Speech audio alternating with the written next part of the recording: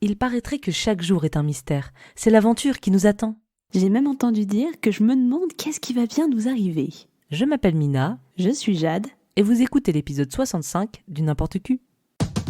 Des câlins, Didier, des câlins. J'ai des tonnes de câlins à t'offrir. Déloque-toi. Tu retires tout, y compris le tampax. Ça manque un peu d'érotisme. Mais je ne suis pas une professionnelle, madame. Je fais ça pour développer ma personnalité. Vous savez, je les connais, les filles de votre genre. Oh, ben c'est joli ce que vous me faites voir là. Si on faisait une petite partouze. Oh, moi plus de toi, j'ai jamais essayé.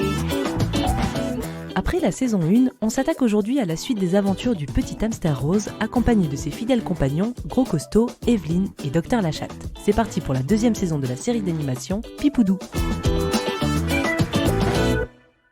Deuxième round sur Pipoudou, et comme par hasard, c'est moi qui me colle à la chronique. Je veux pas me jeter des fleurs, mais j'en avais fait une super pour retracer une petite histoire de l'animation pour adultes dans l'épisode 38, donc allez l'écouter, vous en sortirez incroyablement grandi.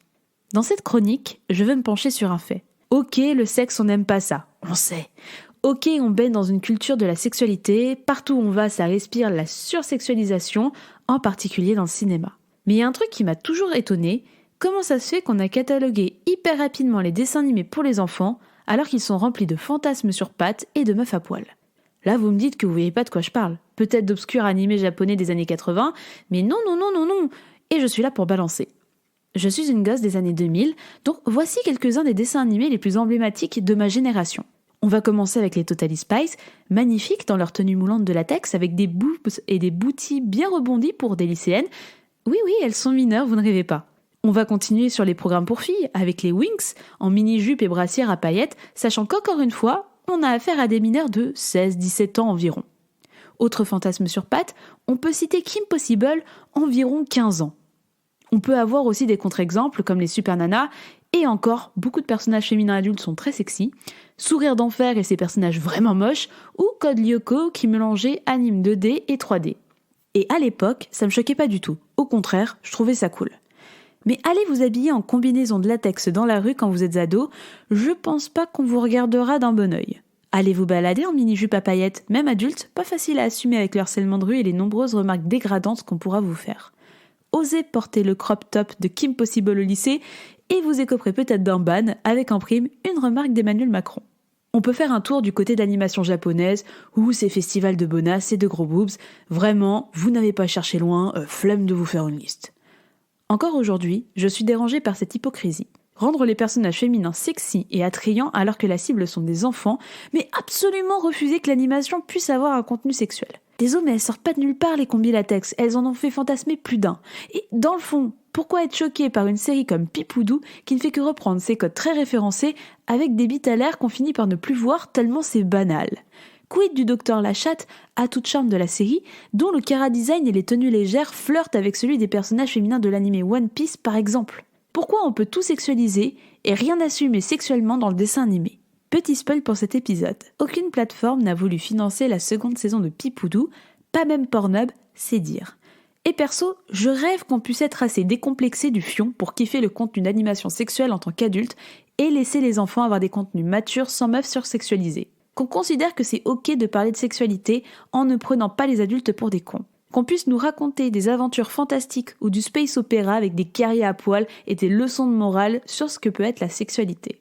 Alors s'il vous plaît, reconsidérez l'animation avec du cul et soyez de grands enfants qui vous réunissez pour mater votre série préférée remplie de nichons, de bites et de cul.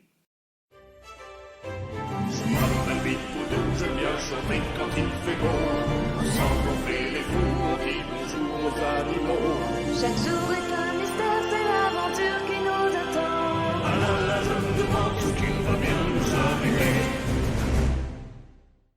Avant d'attaquer, un petit récap de la saison 2 de Pipoudou. Alors Mina, tu n'avais pas vu la saison 2, je l'avais déjà vue, alors Est-ce que tu peux nous donner grossièrement ton avis sur cette deuxième saison qui est bien différente de la première ? Eh bien, c'est vrai que moi, j'avais découvert la saison 1 via le N'importe Qui. Je connaissais le nom, mais j'avais jamais regardé. Et la saison 2, je l'ai découverte là, il y a quelques jours, pour préparer cette émission. Eh bien, j'ai beaucoup aimé. Voilà, c'est assez différent. C'est beaucoup plus court. On vous détaillera ça dans la deuxième partie de l'émission sur les conditions de production de cette saison. Mais c'est un petit peu différent. On est toujours sur une série d'animation très trash, très sexuelle, comme on les aime bien.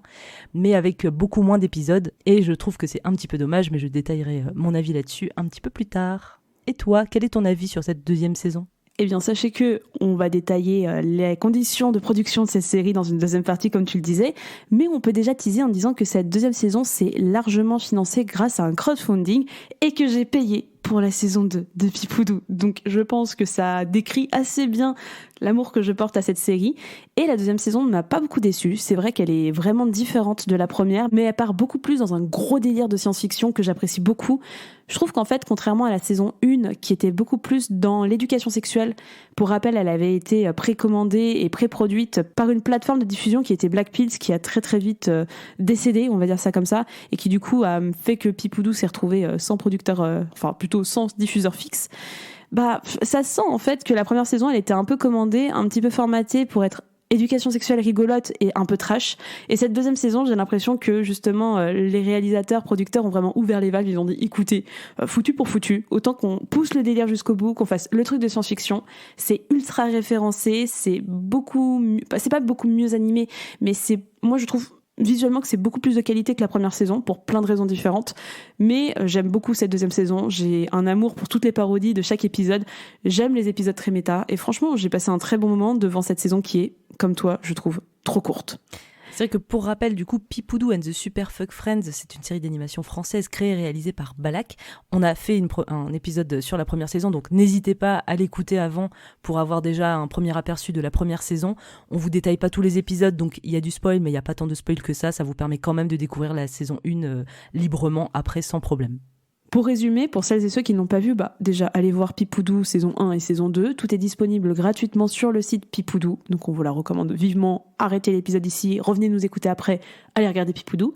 Mais pour celles et ceux qui l'ont déjà vu ou qui en ont rien à foutre de se faire spoiler, la saison 1 de Pipoudou était composée de 18 épisodes de 5 minutes environ. C'est une coproduction Black Pills et Bobby Pills diffusée en 2018 sur les internets, réalisée par Balak, créateur entre autres d'Ecassos et co-créateur de Vermine et de Last Man, avec les voix de Brigitte Lecordier, donc pour celles et ceux qui regardent Dragon Ball et oui, mais également Jeanne Chartier et Balak.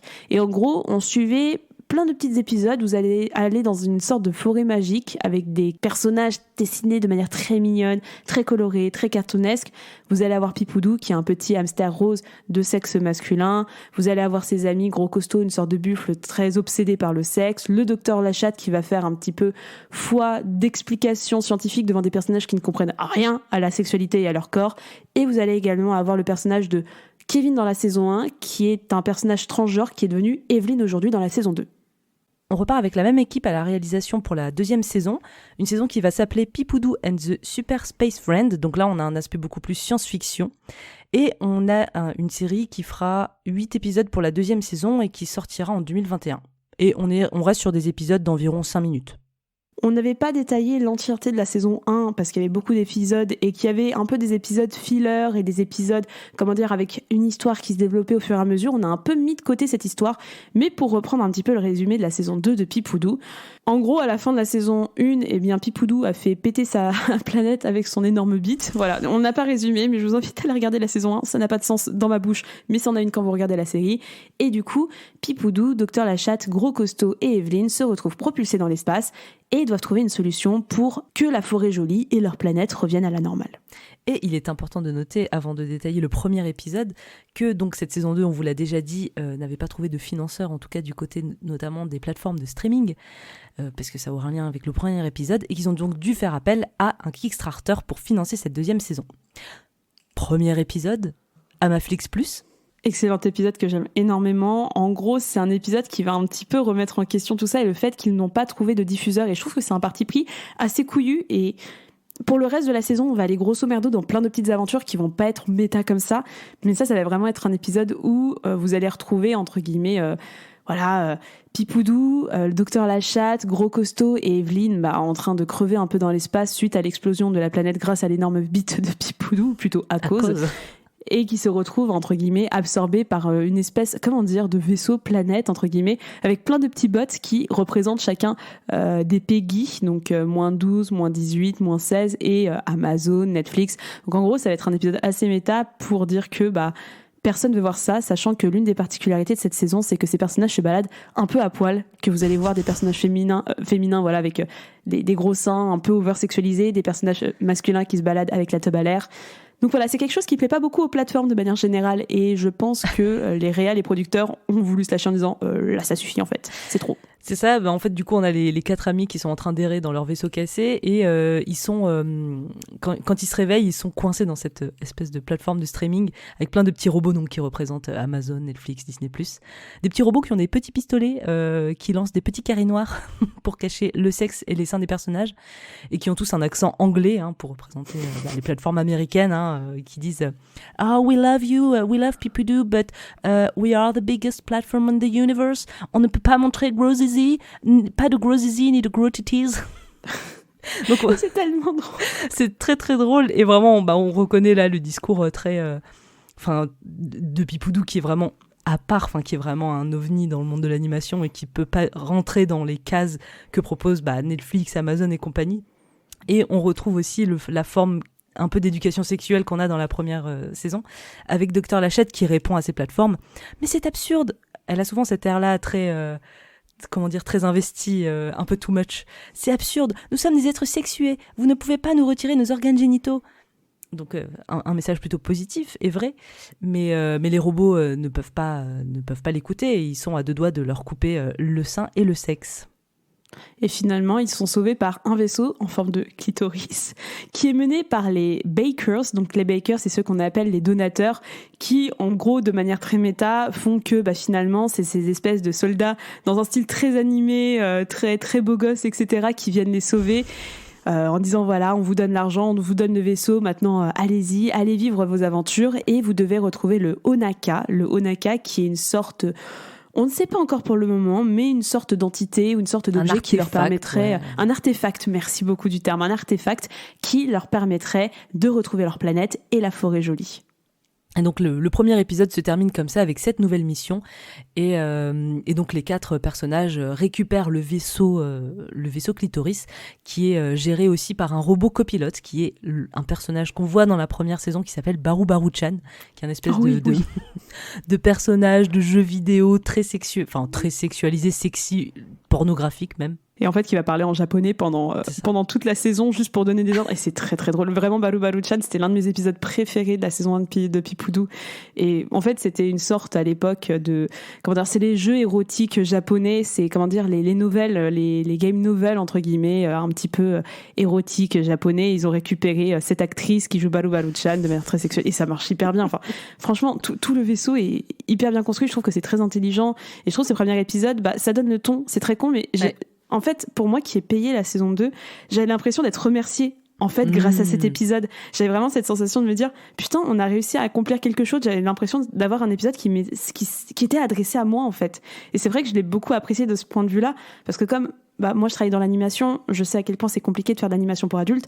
Je travaille dans un show d'animation pour adultes où attention, pas de drogue, attention, pas de cigarette, attention, pas de sexe. Donc je les connais ces conditions et c'est vrai que ça me fait vraiment rire de retrouver ces petits robots qui s'expriment comme je vois beaucoup d'Américains dans le monde de l'animation s'exprimer. Pas de gros titties et pas de gros zizi.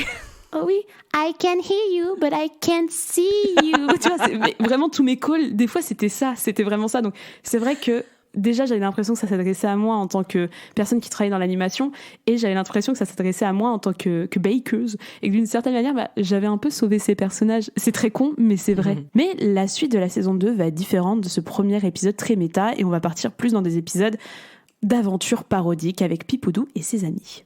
Et avec le deuxième épisode qui s'appelle End the Job's Tale, où on va suivre l'équipage qui commence à prendre ses marques dans leur vaisseau. Déjà, on commence l'épisode avec donc les backers qui ont laissé dans le vaisseau de nombreux objets qui appartenaient à la forêt jolie. Bon là, c'est surtout des petits clins d'œil pour des petits éléments qui étaient rigolos, genre la trottinette de Pipoudou. Mais surtout, Gros Costaud récupère sa VHS du Dr Lachatte Compilation Cumshot Volume 12, parce que Dr Lachatte, on le sait, c'est une doctoresse très intelligente et très sexy, mais il y a bien un moment où elle a fait des études, et les études de médecine, ça coûte cher, et on apprend dans la précédente saison qu'elle a eu un petit passé d'actrice pornographique. Et donc, ce Gros Costaud, qui est vraiment le moins intelligent de ce vaisseau, va vouloir à un moment montrer la vidéo à tout l'équipage, et sans le faire exprès, il va propulser dans le vide intersidéral sa VHS.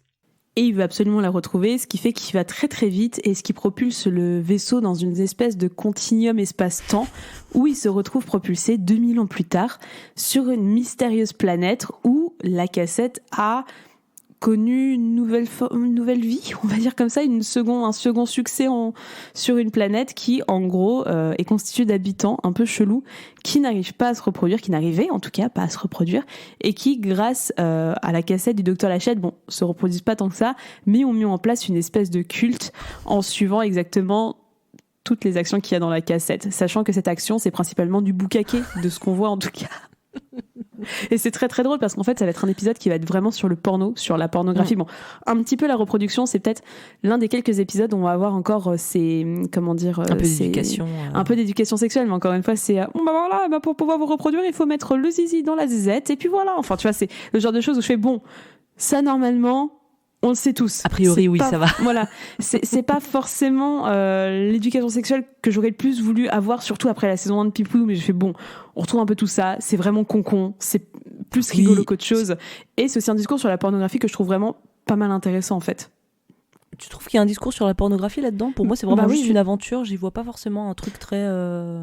justement qu'il faut pas tout faire comme la pornographie. Moi je vois ça comme ça en fait, de voir des gens qui sont pas éduqués sexuellement, qui récupèrent cette cassette qui en plus est du boucaquet, tu vois, et qui se disent c'est comme ça qu'on fait les bébés, c'est comme ça qu'on sexe, c'est comme ça qu'on fait tout, et qui montrent ça comme un culte. Moi je vois vraiment ça comme une petite lecture, c'est peut-être pas aussi approfondi que ce que je suis en train de dire, mais je vois ça comme une petite parodie de attention les garçons et les filles, la pornographie ça ne fait pas tout, c'est pas ça qui est censé vous éduquer sexuellement, surtout que tu vois il y a un peu ce truc où le Dr Lachatte est vu comme un peu une fausse prophète entre guillemets qui est sur le point d'être sacrifiée, et pour ne pas être sacrifiée, si c'était vraiment elle qui avait fait la cassette, il faut qu'elle sache répondre à plein de questions sur ce qui s'est passé, genre que dit à tel instant, telle minute le Dr Lachatte après s'être fait éjaculer. C'est tellement drôle cette scène, elle est vraiment oh oui vas-y mon salaud, tu vois, t'as 36 000 personnes qui te gueulent ça dans un temple, c'est vraiment très drôle.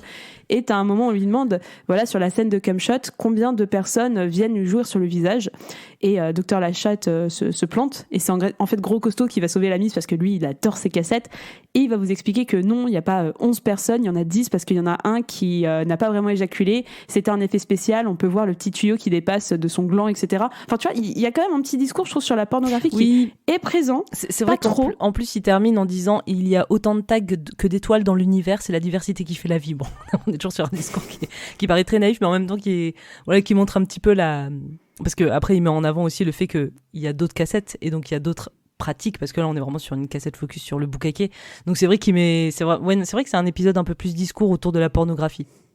Donc j'ai beaucoup aimé cet épisode, moi j'ai trouvé très fun, et justement on retournait un petit peu dans ces aventures de Pipoudou sans forcément l'aspect éducation sexuelle aussi présent que la saison 1, mais je trouve qu'il y a des reliquats qui marchent plutôt bien et qui sont plutôt en arrière-fond, en arrière-tâche entre guillemets, mais que si vraiment tu te penches sur l'épisode tu peux les déceler, et je les trouve plutôt bien avec des discours très positifs. Dans tous les cas, l'épisode se termine, Dr Lachatte est sauvé et toutes les cassettes brûlent, donc Gros Costaud est méga triste. Et c'est la fin de l'épisode 2. Épisode 3, In Space, No One Can Hear You Scream. Un épisode, je pense, que tu as dû beaucoup apprécier. Je pense que c'est l'un de mes épisodes préférés, si ce n'est mon préféré. Ben oui, parce que déjà, si vous avez bien capté la référence dans le titre, sinon, en français, l'épisode s'appelle tout simplement Le 5e passager, qui est une référence à Alien. Et en gros, dans cet épisode, ça commence avec l'équipage qui décide de prendre un autostoppeur dans l'espace, qui a clairement l'air pas dans son assiette. Le mec a l'air un petit peu malade. C'est un Predator aussi, il faut le dire, c'est un Predator. Oui, dans le design. Ouais, dans le design, c'est une parodie de Predator. C'est un Predator, et en fait, quand il arrive dans le vaisseau, on se rend compte qu'il a un parasite à l'intérieur de lui qui grossit, et qui va sortir violemment de son corps. Donc on est vraiment sur une énorme référence à Alien. Et ce qui va se passer, c'est que ce parasite va prendre petit à petit dans l'épisode le contrôle de chaque passager. Et sa capacité à ce petit truc, c'est qu'il va provoquer des rêves humides mortels. Voilà, le parasite se nourrit des fantasmes les plus secrets des gens. Donc c'est assez drôle parce qu'en fait, ça va nous permettre d'avoir des espèces de plonger dans les fantasmes de chaque personnage. Avec par exemple Pipoudou, qui vit un espèce de, j'ai noté webtoon hentai. Oui, c'est du hentai. Il retrouve un personnage dont il était amoureux en saison 1 qui s'appelle Tonio. Et donc il va avoir une petite scène où voilà, il se drague, il retombe un petit peu face à face comme ça, nez à nez, ils vont se draguer sévèrement et ça va se finir avec carrément une levrette. On a Docteur Lachatte. Il est incroyable, cette parodie est géniale. Son fantasme est incroyable, on tombe dans une espèce en fait de film vintage érotique italien des années 60 où Docteur Lachatte joue une fermière un petit peu bourde comme ça qui traîne une vache et qui se fait aider par la nonne du coin. Enfin franchement avec le doublage italien et tout, c'est génial. Ouais, et en fait, ça va être l'épisode peut-être le plus sexe de tous, ouais. Je trouve. Vraiment, on va avoir des rapports sexuels très clairement explicites et pas cachés. Et en même temps, je trouve que c'est un très bon discours sur les fantasmes où personne n'a le même fantasme, personne n'a la même source d'inspiration pour ces fantasmes. Et on va terminer sur Evelyn, c'est elle qui va finalement sauver la mise à tout le monde, qui a un fantasme avec Gros Costaud parce que dont elle est apparemment secrètement amoureuse. Et cette espèce de fantasme romantique où même dans l'animation, ça change. C'est ça que je trouve intéressant, c'est que même dans l'animation, les chara-design de Gros Costaud changent un petit peu. C'est plutôt bien mis en scène. Et elle décèle la supercherie très très vite et elle sauve la mise dans tout le monde en expulsant le parasite dans l'espace, en ouvrant le sas, Alien style, Alien 2 style, on va dire ça comme ça.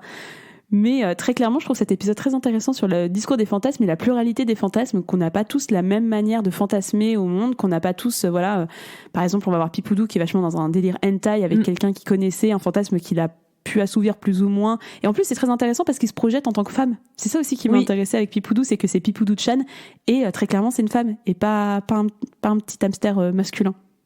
Oui, c'est clair, les fantasmes, ils sont hyper variés, c'est vachement cool. Le discours est très cool et en plus, déjà, le discours sur la pluralité des fantasmes qui sont différents pour chacun est cool. Et en plus, t'as plein de refs aussi. Enfin, je veux dire, déjà, la ref d'Alien, de Predator, et même un petit peu hentai, tu vois. Enfin, le côté, la limace qui, du coup, en fait, ça se représente comment quand ils plongent dans leur rêve humide mortel? C'est vraiment une limace avec des dents qui leur pompent le sexe. Et tu vois, on est vraiment sur des... Enfin, moi, ça m'a fait énormément penser à Hentai. Tu sais, la chaîne, chaîne donc porn, qui est vraiment spécialisée, donc avec on n'est pas du tout sur des vidéos de hentai, mais avec des vrais acteurs, des vraies actrices principalement, où on va avoir une espèce de mise en scène avec parfois un peu la même chose, quoi, des petits parasites qui vont prendre un peu possession du corps de l'acteur et de l'actrice pour leur créer du désir et les faire vivre un grand moment d'excitation, quoi. Donc il y a vraiment ce truc où c'est le discours et les références au porno sont très très chouettes. Et aussi le fait que faut pas rester enfermé dans ses fantasmes, à ne vivre qu'à travers ses fantasmes, c'est pas ça qui fait tout. Bon, encore une fois, c'est moi qui pousse la métaphore, on va dire ça comme ça, mais même le petit message qu'il peut y avoir derrière de les fantasmes c'est cool, mais il faut vraiment pas rester enfermé dedans parce que sinon ça va pas être bon pour vous, je le trouve aussi très chouette. Et vraiment, j'ai beaucoup apprécié cet épisode qui est finalement le plus foufou et peut-être le plus poussé, je trouve, en termes de message sexuel de toute la saison 2 de Pipoudou. Épisode 4, Body Swap. Ou échange de corps. L'ambiance est bien pesante dans le vaisseau car le docteur et Gros Costaud s'engueulent un petit peu tout le temps. Là, ça fait genre 3 ans, je crois, qu'ils voyagent et qu'ils ne trouvent toujours pas le Onaka.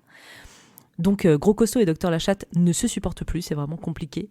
Et ce qui va se passer, c'est que à un grand moment de tension et d'engueulade, chacun va repartir dans sa chambre de son côté et se masturber un petit peu de rage. Et en jouissant en même temps, ils vont créer une espèce de, je cite, tempête de mégatrons. Et ils vont échanger de corps.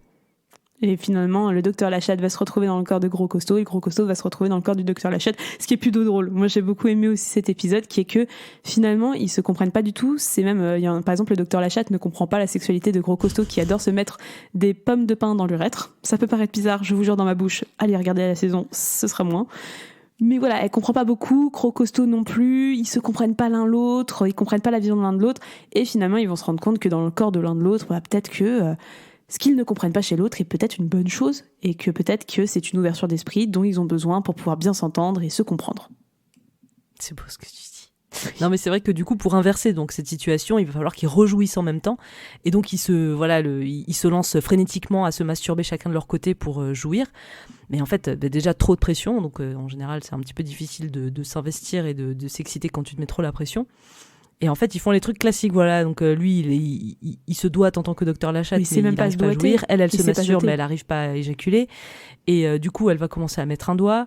Et ça va se terminer, effectivement, donc, comme tu as cité, avec la pomme de pin, où Gros Costaud va lui dire « Mets-toi la pomme de pin dans l'urètre pour jouir !» Donc elle le fait, elle jouit. Lui, en voyant tout ça, ça l'excite beaucoup, il jouit. Ils échangent leur corps, tout redevient à la normale. Donc voilà, le petit message, c'est l'acceptation des désirs de chacun. En fait, on est tous différents, on n'a pas, enfin voilà, tout le monde n'est pas des robots avec les mêmes boutons à appuyer pour s'exciter, pour se faire plaisir. Donc il faut accepter un petit peu que chacun ait des désirs, des zones érogènes et des choses qui leur font plaisir différemment de nous. Ouais, et c'est ça. Et ce qui est super intéressant, c'est que la stimulation aussi masculine, ça passe aussi par la stimulation de la prostate. Et j'étais trop contente de voir ça, en vrai, de voir le docteur Lachatte qui dit, allez, stimulation de la prostate, on y va, on fait plein de trucs différents. Pour un homme, c'est vachement cool, pareil pour les femmes. Enfin, j'aimais bien ce genre de truc où tu découvres aussi des masturbations différentes, des manières de stimuler visuelles, des sons, se mettre des pommes de pin dans le prépuce. Je ne sais pas si c'est un exemple à suivre, mais en tout cas dans la série ça fonctionne. Mais comme tu dis, en fait, c'est un très très mauvais message sur les différentes manières de se masturber également et de se comprendre les uns les autres et ne pas juger. Écoutez, si ça vous fait plaisir à son voisin de se mettre une pomme de pin dans le prépuce, écoutez, laissez-le faire, ça ne vous regarde pas. C'est comme ça, et ça lui fait plaisir. Mais ne le faites pas, je pense que c'est vraiment dangereux dans la vraie vie. Oui, en vrai, je pense que c'est un petit peu dangereux, mais pour Gros Costaud, ça va. Mais Gros Costaud est un personnage fictif. Heureusement. Épisode 5, Ostrus Maximus. Et là, on va plutôt partir sur une parodie. Et j'étais ravie de voir ça à l'époque. Je fais, ah oui, une parodie un peu porn à la Avatar. C'est tout ce que je voulais, je crois. Quand on parle de science-fiction érotique, je fais déjà moi Avatar quand j'étais jeune au cinéma. Je crois qu'Avatar, c'est sorti quand déjà Avatar Ouais, ça fait 10 ans à peu près. Donc il y a 10 ans, ouais, j'avais 20 ans, j'avais 18-20 ans. Et je trouve ça... Alors moi, ça m'excitait pas, Avatar, je préfère le dire. Mais c'est vrai que je trouvais ça un peu osé de faire ce type de connexion. Je me dis... quand même beaucoup de choses qui se foutent les uns dans les autres, quoi. C'est une drôle de manière. Pourquoi pas? Écoutez, je trouve que ça fonctionne, ce qui fait qu'il y a un deuxième film, il y en aura un troisième, un quatrième et un cinquième. Mais je trouvais ça vachement couillu à l'époque. Je me faisais la réflexion quand je voyais Avatar 2. C'est quand même très tendancieux sexuel. Enfin, très surprenant de voir ça. C'est vrai que tu m'en avais parlé, moi ça m'avait pas du tout marqué. Mais pour rappel, du coup, dans Avatar, les Na'vi, donc les aliens qui vivent sur leur planète, là, ont une manière de communiquer avec les animaux qui est de relier leur queue. Mais c'est-à-dire leur longue tresse dans les cheveux et la queue de l'animal, et où ça va fusionner entre les deux pour qu'ils puissent communiquer entre eux. Et c'est vrai que moi j'avais pas du tout vu l'aspect sexuel, l'aspect un petit peu fusion des deux corps, mais effectivement il est beaucoup plus explicite dans cet épisode de Pipoudou. Si c'est une vraie parodie d'Avatar, et effectivement je pense que c'est le cas. En gros, on a toute l'équipe qui se retrouve sur une planète pour, je sais plus, ils se posent, ils font un break, bref, ils sont un peu cassés. Ils sont en panne, autant pour moi, ils sont en panne. Et ils se retrouvent pris un petit peu en otage par une espèce de tribu amazonienne de femmes à tête de bulbe, on va dire ça comme ça, ils ont un peu des têtes de bulbe. Après, ils ont deux sexes, ils ont une vulve et un sexe phallique. Oui, c'est des personnages hermaphrodites, c'est ça. C'est des personnages hermaphrodites, mais leur tête, c'est un peu des têtes de bulbes, entre guillemets, de fleurs, et qui se retrouvent avec un vagin et une espèce de grande impadice très sexuelle, un peu translucide, lumineux, par laquelle ils se connectent pour communiquer, pour échanger, pour faire plein de choses ou pour se faire plaisir aussi, hein. Ça passe par tous les trous. Et Avatar, c'était ça. Avatar aussi, il se connectait quand il y avait une scène de sexe dans le premier, il se connectait aussi comme ça pour faire le sexe. Donc c'est pas complètement délirant. Et ils sont entraînés en fait devant l'arbre de la connaissance, entre guillemets, qui est une espèce juste d'arbre qui parle. Faut pas aller chercher plus loin. Et qui leur explique que il faut qu'ils se mettent à poil parce que leurs vêtements ça fait peur aux habitantes. Ils se déshabillent et en fait ils décident de passer un petit bout de temps parce que finalement c'est pas si mal, quoi. Enfin, ils copulent un petit peu les uns avec les autres pour communiquer. Ils passent un bon moment, on va dire ça comme ça. Et le docteur Lachatte, même elle, va passer un bon moment avec l'arbre magique en allant... J'adore la scène de flirt entre les deux. Elle est géniale. Elle est irréaliste. C'est vraiment le docteur Lachatte qui va flirter avec un arbre, quoi. Je trouve ça incroyable. C'est très très drôle en fait. Du coup, ils restent notamment parce que ils s'entendent bien et que en fait ils sont tous en train de faire l'amour les uns avec les autres, et qui vont rester un petit peu plus tard parce que ce soir il y a la fête de la lune sur cette planète, qui est une cérémonie mystérieuse et rare qui a lieu très peu de fois dans tout l'univers. Donc ils en profitent pour rester et puis ils se font un petit peu plaisir. Effectivement, docteur Lachatte, elle est nue et à un moment elle s'assoit sur le tronc de l'arbre et c'est juste qu'à un moment elle pose sa main quelque part et ça fait rougir l'arbre, et donc ensuite elle va juste se frotter sur l'arbre frénétiquement, mais ce qui va se passer, c'est que Pipoudou, qui se balade tranquillement, il a un petit guide à propos de la planète, et il découvre que la fête de la Lune, c'est un événement qu'il faut absolument éviter, parce que pendant cette soirée, eh bien, les arbres vont prendre tous les petits aliens bleus et mignons et jolis, et ils vont les pénétrer violemment jusqu'à les faire exploser. Elle est trop trash. Cette scène, elle est trash. Elle est vraiment méga trash. Surtout qu'on est vraiment sur des scènes de viol, quoi, du coup. Oui, c'est ça, on est sur des scènes d'agression sexuelle, en fait, vraiment hyper hardcore. Je t'avoue que la première fois que je l'ai vu, je fais « Ah oui, ok, je m'attendais pas à voir ça, c'est hyper violent, c'est hyper horrible !» Même Pipoudou et ses amis vont un peu se faire agresser sexuellement. Ouais. Mais en fait, c'est une cérémonie qui... en fait, donne naissance, en fait, comment dire, je sais pas comment expliquer ça sans être dégueulasse, mais en gros, c'est des corps de ces personnes, enfin de ces aliens qui sont morts. En fait, vous avez des petits corps, des petits œufs qui vont éclore, et c'est en fait juste leur manière de se reproduire. Et c'est horrible, hein, je sais pas comment le dire, mais me faites pas dire ce que j'ai pas dit, mais c'est vrai que c'est étrange et que j'arrive toujours pas à trouver la finalité de cet épisode. Moi, je pense qu'il y en a pas, c'est juste une aventure interstellaire avec des aliens qui ont leurs propres règles, quoi. Ouais, mais c'est osé, je trouve. Ah, c'est hyper osé, ouais. Surtout qu'au début, le message est plutôt positif. Tu vois, t'es dans une espèce de fantasme de peuple hyper sexuel, mais en mode communion, quoi. Tu vois, en mode tu fais l'amour juste en te regardant dans les yeux, limite. Donc, c'est vrai que c'est le contraste avec la scène de reproduction, du coup, est assez violente. Mais ça se termine avec Pipoudou qui, lui, n'a pas vu la finalité de cet événement. Il n'a pas compris que c'était pour la reproduction de cette planète et que ça faisait des millénaires que cette planète vivait et survivait comme ça. Débarque avec le vaisseau Clitoris et détruit absolument toute la planète. Il a fait comme moi quand je suis très en colère. Il a pris un bidon d'essence, une allumette, il a tout cramé.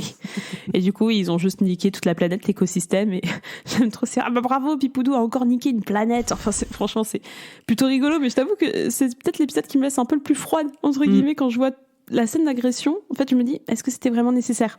Moi, je l'ai vraiment trouvée très violente graphiquement.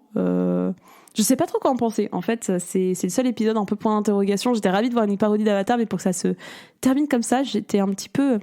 D'accord, j'arrive pas à voir le message non plus. Épisode 6, le tournoi Onaka, qui est sans doute mon épisode préféré, aussi bien graphiquement que dans toutes les références. En gros, Pipoudou et ses amis arrivent sur la planète où se trouve l'artefact Onaka. Et Onaka, c'est un artefact qui se gagne via un tournoi. Un tournoi qui amène tous les habitants de l'univers pour essayer de combattre Cantrix, le champion incontestable et qui n'a jamais été battu, qui est une espèce de grand homme avec d'énormes couilles bleues. Et en gros, il faut le faire jouir, ce que personne n'a réussi à faire jusqu'à présent pour pouvoir gagner le Onaka. Ça fait 5000 ans que Cantrix n'a pas joué. Voilà, petite anecdote. Pipoudou va essayer d'aller sur le ring parce que il considère que c'est de sa faute s'il se retrouve dans cette situation, parce que c'est après tout à cause de sa bite que la planète et la forêt jolie est morte. Mais c'est Dr Lachatte qui va prendre le relais. Donc en fait, ça va se passer comme un espèce de combat sur le ring. Dr Lachatte arrive et lance une attaque de phéromones, ce qui fait que Cantrix va avoir une espèce de demi-molle. Et on a vraiment des réactions du public en même temps qui sont très drôles. C'est-à-dire que le public est en délire en mode « Mais va-t-il craquer ? Mais c'est pas vrai, ça fait 5000 ans qu'on n'a pas vu une demi-molle de Cantrix. » Mais toi, tu regardes pas l'animé en temps normal, c'est ça ?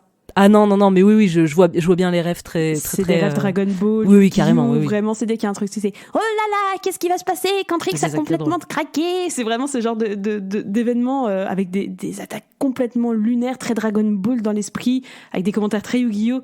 Et ça marche trop bien, franchement, j'adore cet épisode. Il est vraiment fun.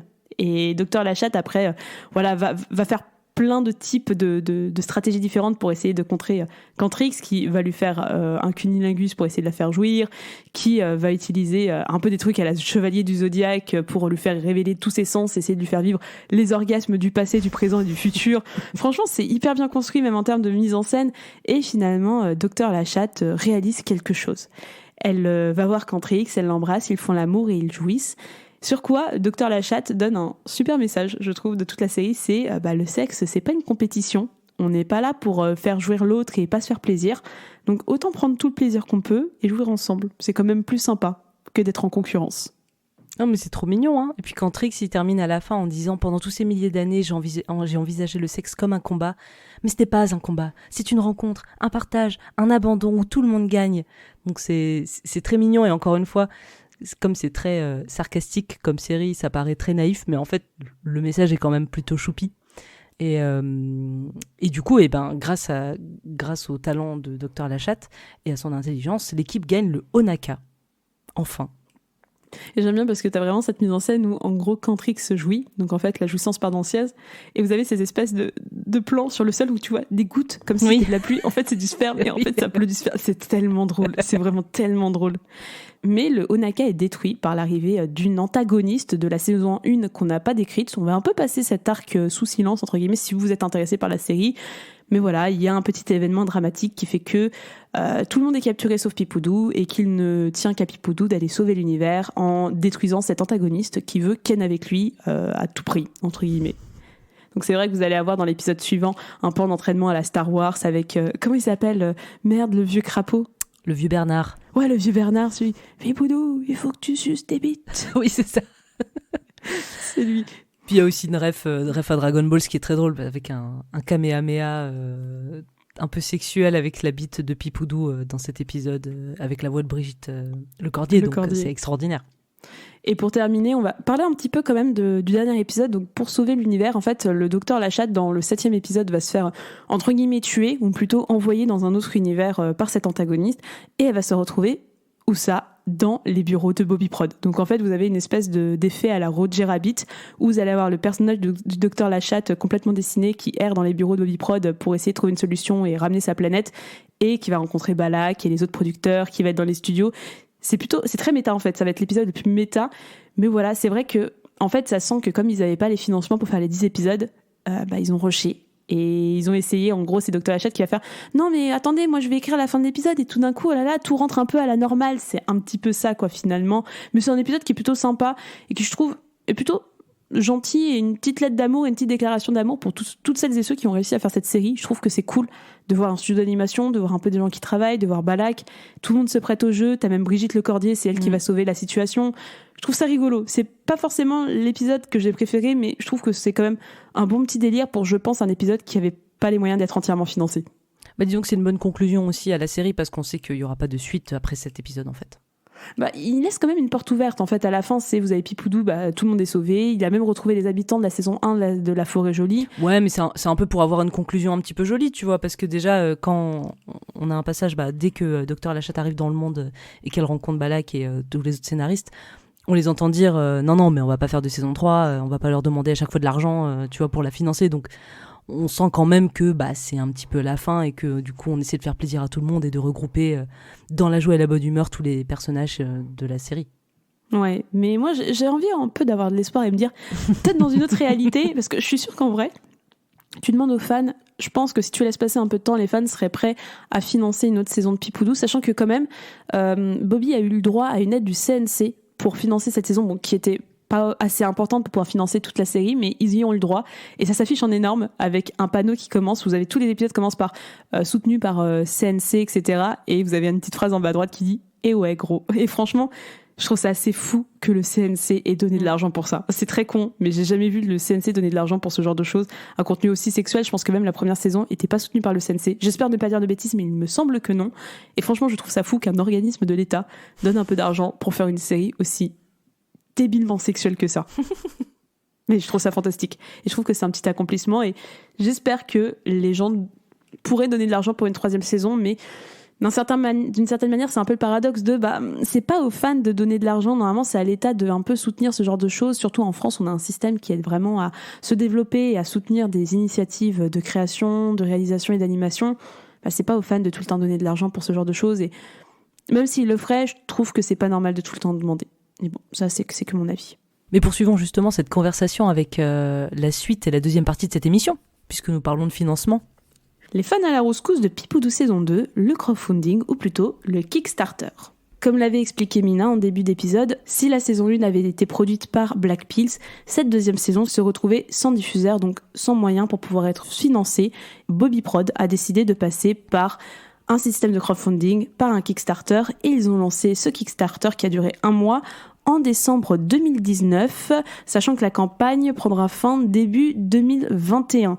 Et en gros, je vais vous dire un petit peu pas mal de choses parce que il se trouve que ma dernière année d'études, je l'ai fait dans une certaine école d'animation qui a un petit peu de succès. Et justement, j'ai fait mon dossier de fin d'année, entre guillemets, sur Pipoudou et sur l'animation pour adultes en France. Donc en gros, j'ai pu interviewer par mail le responsable communication de tout le crowdfunding, qui est Marc Agas. Et en gros, avec mon groupe, on s'est un petit peu intéressé à ça. Comment est-ce qu'on en vient en France à financer de l'animation pour adultes, de l'animation sexuelle?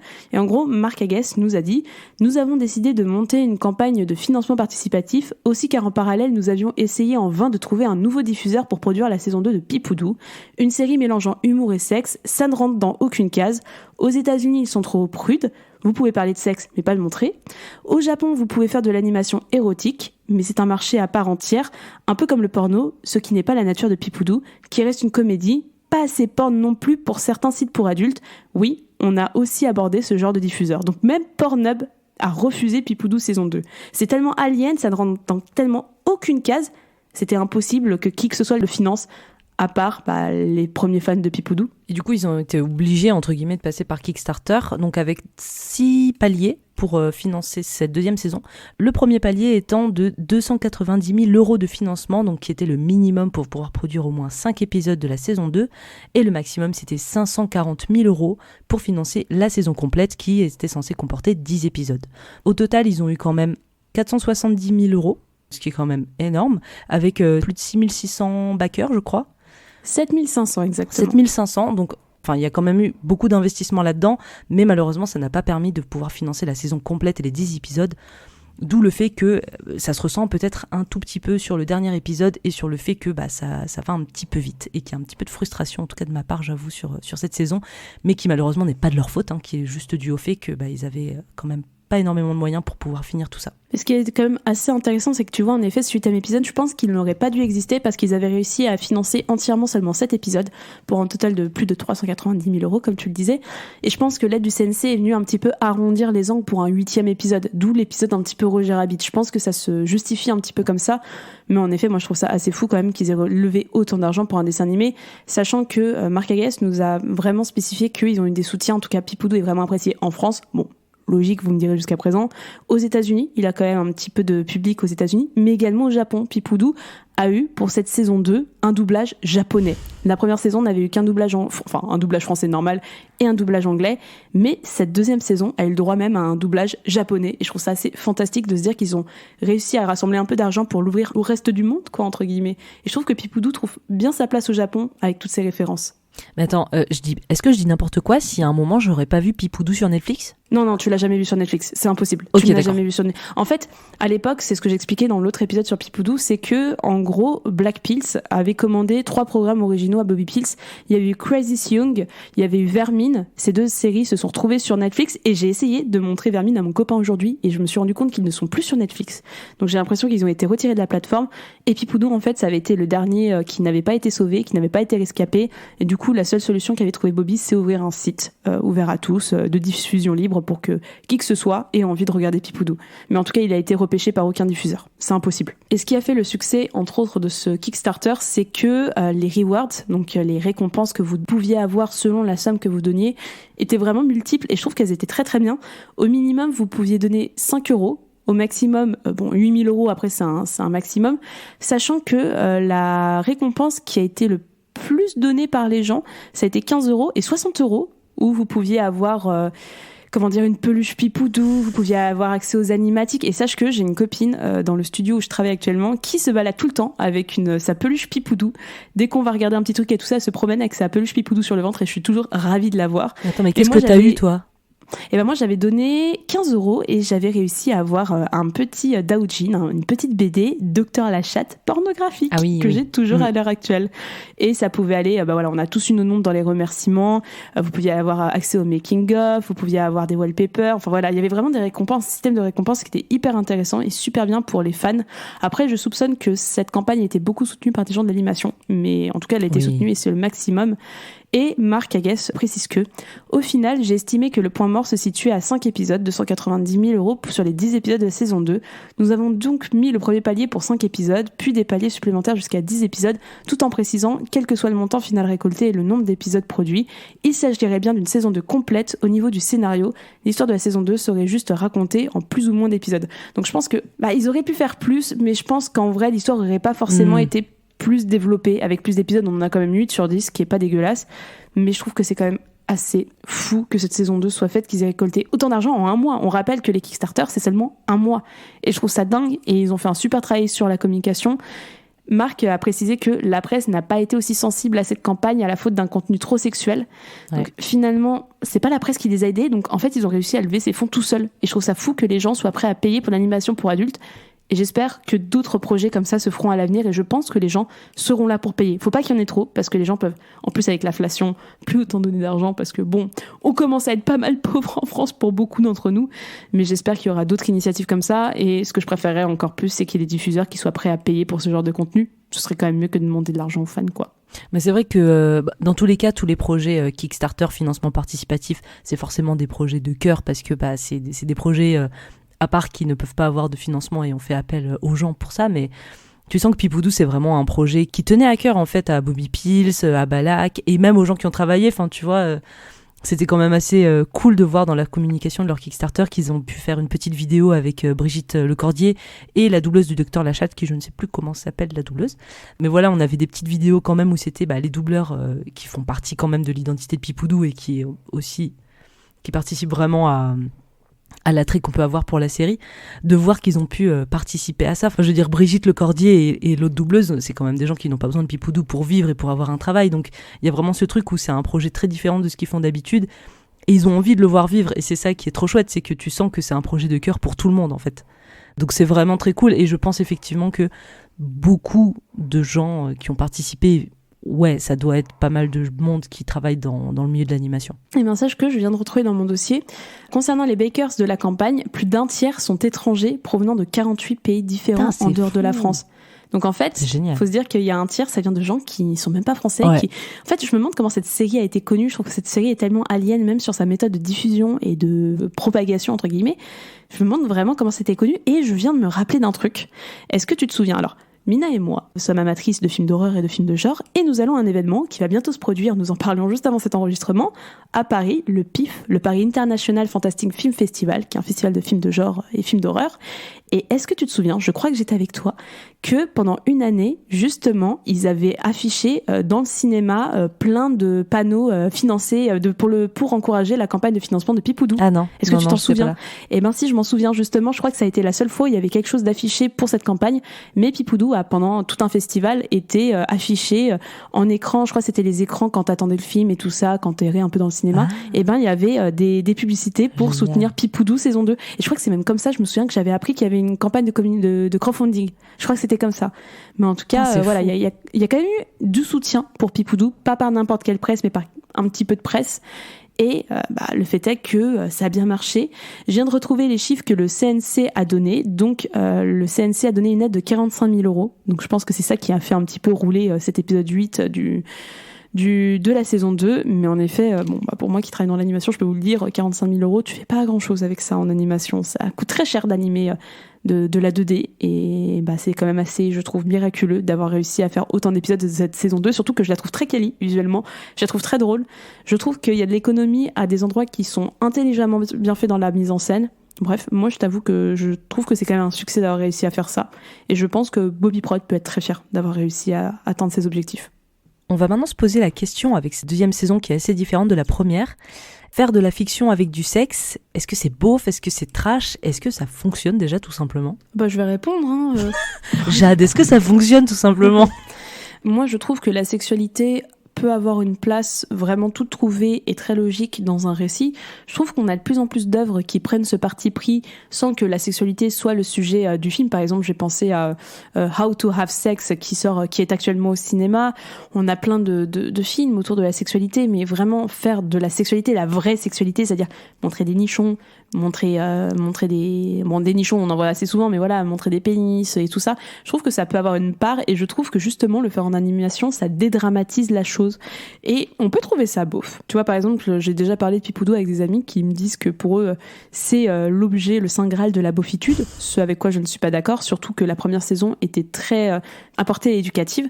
Mais c'est vrai que cette saison 2, elle est beaucoup plus dans le rigolol, oh là là, une tub, des seins, même s'il y a quand même un sous-texte un petit peu éducatif, il est beaucoup moins présent et beaucoup moins palpable qu'en saison 1, où vraiment dans la saison 1, vous aviez 1 minute d'explication, où vraiment c'était des explications. Vous pouvez pas mettre de côté l'aspect apprentissage sexuel.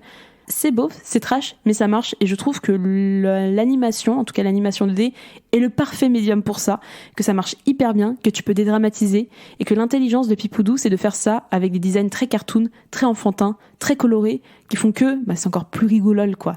Pour moi, ça me fait un peu penser au Happy Tree Friend, mais version un peu sexe, quoi, sans que non plus ce soit toujours des personnages en train de se masturber, en train de baiser ensemble. Sinon, c'est un porno. Ouais, franchement, j'ai pas grand chose à dire de plus parce que je suis d'accord avec tout ce que t'as dit, mais c'est vrai que moi je trouve que ça marche très très bien. Je pense aussi que le côté humour absurde, il est tellement, les pétards sont tellement à fond qu'en fait, ça passe et ça fait pas beauf et kitsch parce qu'en fait, c'est tellement assumé et c'est tellement plein de références. Enfin, je veux dire, les références au hentai, à la pornographie ou à des trucs d'animation japonaise. Enfin, c'est tellement référencé que ça peut pas en être beauf, quoi, parce que c'est très intelligent finalement la manière dont c'est traité, puis la diversité aussi, parce que du coup dans cette deuxième saison, comme on est plus dans un aspect très science-fiction, il y a quand même beaucoup de voyages et ça permet d'avoir une certaine liberté aussi sur il y a plein d'aliens et d'espèces différentes, tu vois, que ça soit le mec qui n'a pas joui depuis 5000 ans là, ou les aliens à la Avatar, ou les aliens à la Alien tout simplement là, qui vont leur pomper leur fantasme jusqu'à ce que mort s'en suive.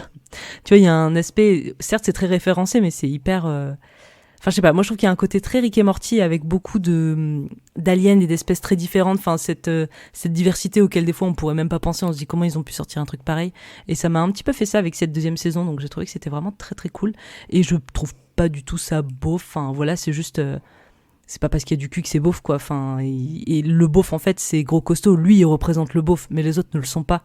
Donc non, moi, j'ai pas trouvé ça beauf. J'ai trouvé ça trash parfois, un petit peu gratuit, notamment sur le personnage du docteur Lachatte, qui certes est très sexy, et on adore la voir nue, ça c'est vrai.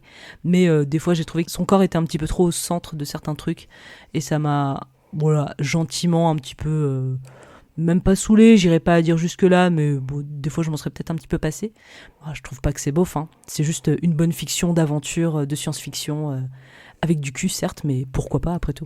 Et surtout qu'il y a d'autres œuvres qui existent également dans ce registre-là, et c'est vrai qu'en France, le studio Bobby, en France, même dans le monde entier, c'est un studio unique et vous retrouverez jamais du contenu comme ce que Bobby fait actuellement. Par exemple, ils ont sorti dernièrement Captain Laserhawk, qui est sur Netflix. Je vous invite à aller le voir parce que c'est vraiment une série vraiment très très chouette et il y a besoin de soutien, il y a besoin que ce soit vu. C'est du travail de fond, c'est du très bon travail de mise en scène, c'est qualitatif et il y a un peu de sexualité dedans, donc je vous invite à aller le voir également. Mais je vois de plus en plus que ça s'ouvre à la sexualité dans l'animation, à un contenu un petit peu plus mature. Il y avait déjà un petit peu tout ce qui était la série adaptation, la série spin-off de The Boys sur Netflix. Vous avez Invincible aussi qui avait toujours sur... Non, c'est pas sur Netflix que je raconte, c'est sur Prime, c'est Amazon Prime. Vous avez Invincible aussi avec un peu de sexualité sur Prime.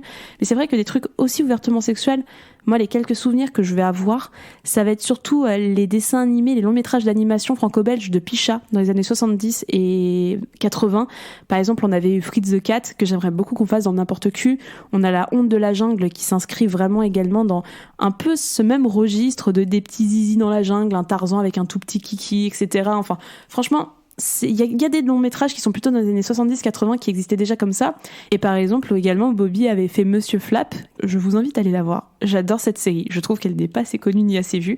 Et en gros, Monsieur Flap, ça suit les aventures je sais pas comment le dire, mais d'un monsieur qui en gros est tordu, qui a un handicap, on va dire ça comme ça. Il a une tête de cul, c'est-à-dire que sa tête, c'est un œil de verre au niveau de l'anus et ces petites testicules que vous allez voir qui vont faire office de bouche. Ça paraît très bizarre comme ça, encore une fois dans ma bouche. Tapez Monsieur Flap sur les internets, vous allez voir que c'est très mignon en fait d'une certaine manière. Et c'est un contenu où t'as quand même, tu vois, le cul d'un mec qui est personnifié via son anus et ses petites coucouilles, quoi. Donc tu vois, c'est ouvertement sexuel. Et la série, je la trouve géniale, très drôle, très bien animée. Et c'est pas vulgaire pour autant, c'est pas beauf pour autant. Mais ça dépend du prisme dont on est éduqué à voir la sexualité, de la manière qu'on a de la représenter dans les médias. Et si on a l'habitude de voir dans les médias la sexualité comme quelque chose d'interdit, quelque chose de beauf, ou en effet, moi, les quelques longs métrages où j'ai l'habitude de voir beaucoup de boobs américains hors animation, ça va être des trucs, des trucs un peu beaufs, genre Projet X ou je sais pas quoi. Voilà, des trucs un peu rigolol américains, un peu beaufs. Et en effet, on fait facilement le raccourci du coup entre du contenu un peu de nudité et ça, alors que Pipoudou ne l'est pas du tout. Moi, je trouve pas du tout Pipoudou beauf, quoi. C'est, comme tu dis, il y a un personnage beauf, mais le reste ne l'est pas. Et c'est de la parodie sexuelle, mais c'est pas beauf pour autant. Je trouve même ça plutôt finement écrit, parfois, par moments. Il y a des petites envolées lyriques où je fais « Oh, c'est vraiment intelligent. » Je trouve ça malin, je trouve ça bien écrit. Autant il y a des fois, c'est des gros délires entre potes et tu le sens. Autant des fois, c'est très bien écrit. Et je trouve que ça se prête à plein d'autres fictions. Il n'y a pas forcément du sexe. Donc pourquoi, quand il y a du sexe, ça pourrait pas être bien écrit? Voilà. Et l'animation, c'est génial. Regardez des dessins animés. Regardez des dessins animés avec du cul. Soutenez Bobby. Regardez parce que c'est fantastique ce qu'ils font. Et vous allez découvrir plein de choses. Et peut-être que vous aurez un autre regard sur la manière de voir la sexualité dans les dessins animés au cinéma. Et finalement, on va essayer de conclure sur une question assez ouverte qui est Pipoudou. Est-ce que c'est une espèce en voie d'extinction? Est-ce que des Pipoudous, on en a d'autres? Est-ce qu'on en aura d'autres? Est-ce que c'est un petit miracle qui pourrait être reproduit dans l'avenir? Je vais essayer d'être un peu réaliste en disant ça, mais je ne pense pas qu'on revoie quelque chose comme Pipoudou aussi rapidement. Je dis pas que c'est impossible, mais vu comment c'est une galère à financer, j'en suis pas certaine. T'en penses quoi, toi, Mina? Déjà, quand on voit le parcours de Pipoudou et la difficulté qu'il y a eu pour avoir une deuxième saison, oui, c'est un petit peu quelque chose en voie d'extinction. Après, Pipoudou, déjà de base, tu l'as déjà dit, c'est un petit peu un ovni dans le monde de l'animation. Alors, tu connais mieux le monde de l'animation que moi, vu que tu travailles dedans, mais c'est quand même quelque chose qui est un peu du jamais vu. Donc, t'as pas trop d'équivalent avant. Après, on a bien vu que déjà, ça, c'était difficile à produire. Donc, il n'y a pas eu non plus de choses un peu similaires après. Donc ouais, j'ai l'impression que c'est un peu Bobby Pills. Tiens, j'ai marqué Booby Pills dans mes notes. Booby Pills. Eh ben écoutez, si un jour, Bobby, vous voulez faire une parodie de vous-même, Booby Pills, ça pourrait être vraiment pas mal. J'ai un peu l'impression que c'est l'un des seuls studios d'animation en France, je sais pas si c'est le cas à l'étranger, mais dédié même en Europe, à de la production pour adultes. C'est dommage, je pense que c'est quelque chose qui est trop rare. Peut-être que Pipoudou, c'est un genre à part entière, tu vois, il n'y a même pas d'équivalent tellement c'est un ovni. Il y a des œuvres d'animation un peu trash, t'as déjà cité Happy Tree Friends. Il y a des œuvres d'animation un peu irrévérencieuses, un peu adultes, mais qui vont jamais toucher la sexualité. Enfin, la sexualité de manière aussi frontale, il n'y a pas d'équivalent. C'est vraiment Pipoudou, c'est le seul et qui aborde les sujets aussi frontalement que la pornographie, la masturbation, ces choses-là. Mais c'est vrai que c'est dommage parce que justement Pipoudou, il permet de montrer qu'en fait on peut s'amuser avec la sexualité. C'est pas forcément un sujet qui doit être très sérieux, qui du coup sera chiant, ou au contraire hyper mystique, qu'il faut mettre sur un piédestal. Enfin non, juste le sexe, ça fait partie de la vie comme plein de choses marrantes, chiantes ou pas, et on peut s'en amuser, tout comme nous, des fois, dans le n'importe qui, on s'amuse de tags absurdes sur Pornhub. Enfin, voilà, il y a ce côté où ça prend le cul à la légère. Et du coup, c'est hyper agréable de voir ça. Et c'est vrai que c'est hyper frustrant de pas avoir de suite. Parce que t'avais enfin, avec cette saison 2, un côté grand récit d'aventure. Et il y a du sexe dedans parce que c'est comme ça, c'est la vie. Et que bon, évidemment, c'est Pipoudou. Donc, on va parler de sexe beaucoup, beaucoup. Mais ouais, c'est un petit peu frustrant de se dire que peut-être que ça s'arrêtera là et qu'on n'aura pas d'équivalent, ou alors peut-être qu'il y aura un autre ovni un jour qui va sortir comme ça de Terre parce que il y aura un alignement des planètes et ils arriveront à produire quelques épisodes et on aura un petit peu un revival de ce genre, je sais pas, mais c'est vrai que pour l'instant, j'ai pas l'impression qu'il y a un équivalent et que ça va aller mieux avec le temps. Mais avec tout ça, Mina, est-ce que ça t'a excité la saison 2 de Pipoudou ? Non, ça m'excite jamais trop Pipoudou, parce que c'est quand même des petits personnages un petit peu absurdes. C'est-à-dire Pipoudou, c'est un petit hamster, on dirait un enfant, donc vraiment non, ça m'excite pas. Par contre, Dr Lachatte et son revival de cinéma italien porno des années 60, franchement, j'étais là en mode cet épisode, il y a 2-3 trucs où tu te dis putain, ça pourrait être...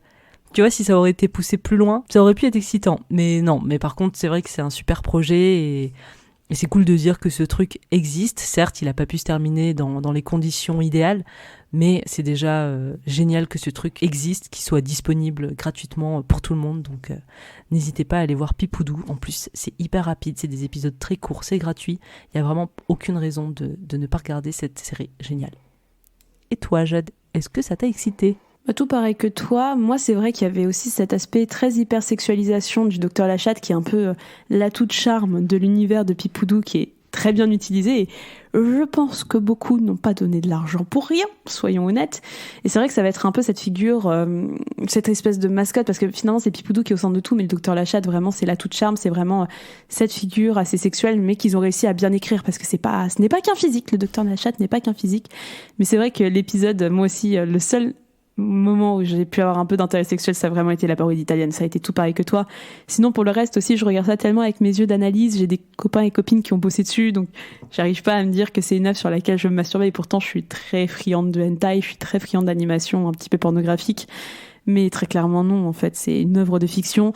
Faut préciser que Pipoudou n'a pas vocation à ce que vous vous masturbiez dessus, même si c'est un gros délire, mais c'est pas une œuvre masturbatoire ou qui se veut pornographique avant tout, c'est un délire d'amis qui a réussi à voir le jour par des gars qui sont très talentueux dans le monde de l'animation et qui a eu raison d'exister. Je suis contente de voir ça au moins une fois dans ma vie. Maintenant, j'espère qu'on aura d'autres ovnis à la Pipoudou parce que franchement, ça manque. C'est ça qui fait la diversité du monde de l'animation et c'est aussi ça qui nous permet d'avoir un autre regard sur la sexualité dans les œuvres de fiction. Merci de nous avoir écoutés, on espère que cet épisode vous a plu et que vous avez apprécié ce débrief autour de la saison 2 de Pipoudou. Si vous avez aimé cet épisode, vous pouvez nous soutenir en mettant 5 étoiles sur Apple Podcast et Spotify. Et pour en savoir plus, vous trouverez toutes les références de l'émission dans la description de l'épisode. Rendez-vous sur notre Insta #N'importeQ pour être au courant des prochaines émissions. Et c'était le dernier épisode de 2023 du N'importe Q. On va prendre un peu de vacances avant de revenir toujours plus haut, toujours plus loin, toujours plus fort pour la suite de la saison 4 en compagnie d'une invitée de qualité. On vous souhaite de belles fêtes, une belle fin d'année et on se dit à l'année prochaine. Allez, ciao! Daniel, Julien, la route est longue, hein? Bon voyage, Maurice! Nous préférons rester ici. On va s'en donner à cœur joie. Salut, je vais me faire bourrer toute la journée, j'ai trouvé la queue qu'il me faut. Peut-être est-ce que vous la trouverez vous aussi. Hey, ciao!